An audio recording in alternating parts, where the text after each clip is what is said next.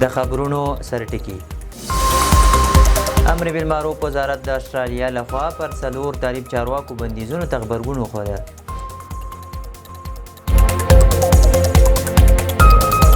سپین بولدک کې د جګړې له امله لسو تنو ملکي وګړو ته مرګ ژوبله اوښتې ده.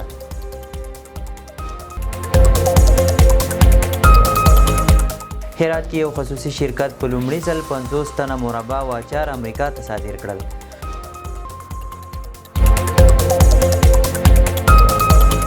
قطر کې د دوحې فورم 30م پړاو پیل شو.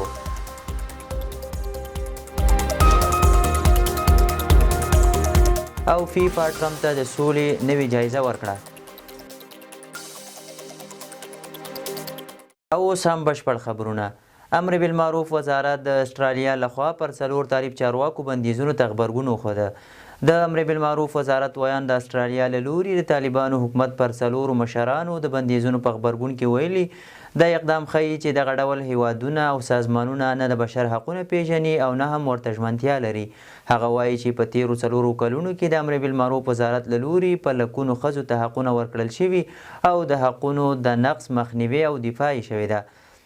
د استرالیا بهرنیو چارو وزارت دغه بندیزونه د امر بالمعروف فر وزیر شیخ محمد خالد حنفي، د لوړو زده کړو فر وزیر شیخ ندام احمد ندیم، د عدلیې پر وزیر عبدالحکیم شرعي او د سترې محکمې پر رئیس شیخ عبدالحکیم حقانی لګول شوي دي.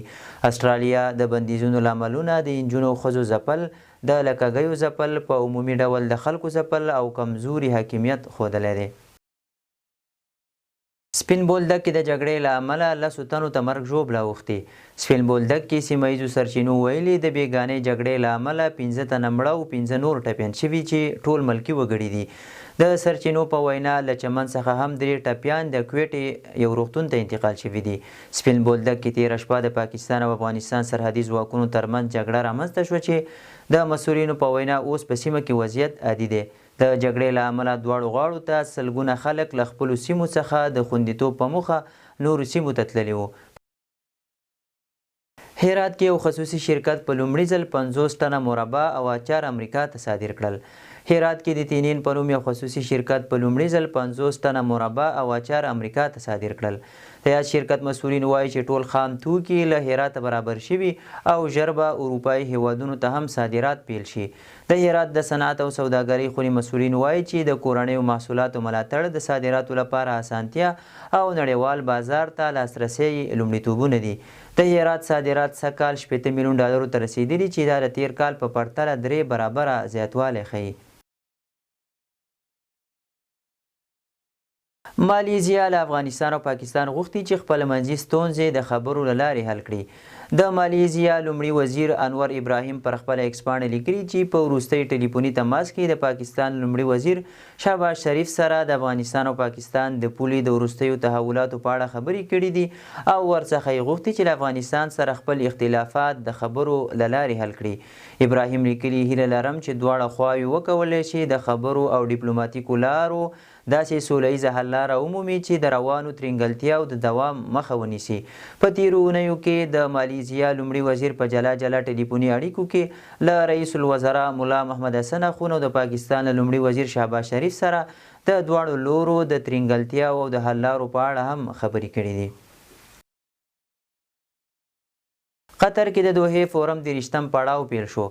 نړیوالو رسنیو راپور ورکړی چې په قطر کې د دوحې فورم غونډه نن دغه هیواد د صدر اعظم او د بهرنیو چارو وزیر محمد بن عبدالرحمن ال ثاني په وینا پیل شو چې د روانې ډسمبر میاشتې تر 8 نیټې به دوام وکړي. د راپورونو له مخې د طالبانو حکومت په ګډون د نړۍ له 160 څخه د زیاتو هیوادونو استازي په دې ناسته کې ګډون کوي. د دې فورم د سږ کال غونډې شعار عدالت په عمل کې او له ژمنو تر پرمختګه ټاکل شوی دی.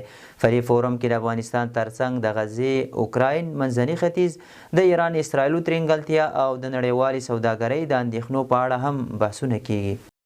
ایران د بیرته راستنېدونکو افغان زده کوونکو لپاره د آنلاین زده کړو چمتووالی اعلان کړ. د ایران کورنیو چارو وزارت د مهاجرینو او بهرنیو اتباعو د چارو مسؤل نادریار احمدي ویلي هیواد یې چمتو دی چې بیرته ستنو شوو افغان زده کوونکو لپاره آنلاین زده کړې برابرې کړي. هغه ویلي چې د دې پروژې ټول هر ډیر لګښتونه به د ایران حکومت پر غاړه واخلي او یوه نړیوال مسؤل هم په دې لګښتونو کې د ونډې اخیستو وړاندیز کړی چې ایران منلی دی. هغه ویلي چې اوس مهال له 6.1 میلیون څخه زیات افغانان د پناه غوښتونکو یا قانوني اوسیدونکو په توګه په دې هیواد کې ژوند کوي.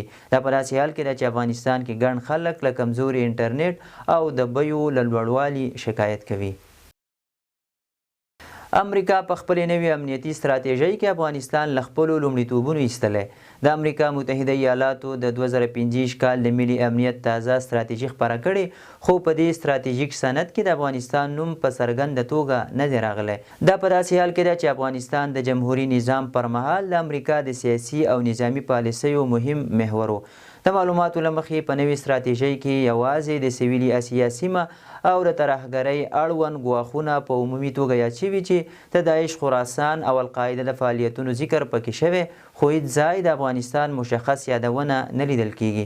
سند کې راغلي چې امریکا غواړي په اسیا کې له هغو هیوادونو سره د سوداګرۍ، ټکنالوژۍ، امنیت او کلتوري اړیکې نورې هم پیاوړې کړي چې د واشنګټن په اوږدمهاله ګټو کې رول لري خو په دغه تمرکز کې د افغانستان لپاره ځای نه دی ورکړل شوی.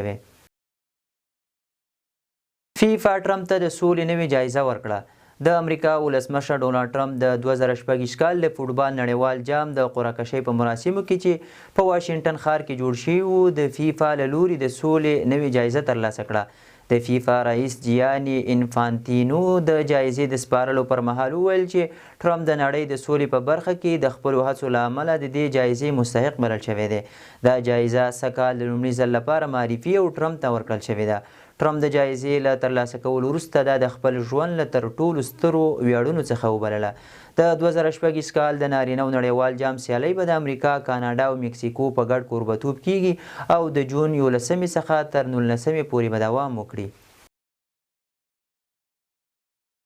ترکیې له داعش سره د تړاو په تور له 200 ډیر کسان نیولي دي. د ترکیې کورنیو چارو وزیر علي ارلی کایا وایي چې د دغه هیواد په 13 ښارونو کې امنیتي ځواکونو لږ تر لږه 233 کسان د داعش ډلې سره د احتمالي اړیکو او مالي همکاریو په تور نیولي دي. په دغو ښارونو کې انقره، استانبول، انطالیا، سامسون او شانل اورفا هم شامل دي. د نوموړي په وینا دا پراخ عملیات د 2 اونیو لپاره روانو او په ترڅ کې یو 50 تنه بند ته لیږل شوي خو د نورو کسانو پلټنې لا هم روانې دي. د شال ټلویزیون قدرمندو لیدونکو دا د دې مهال لنډ او مهم خبرونه تر بیا ښه وخت.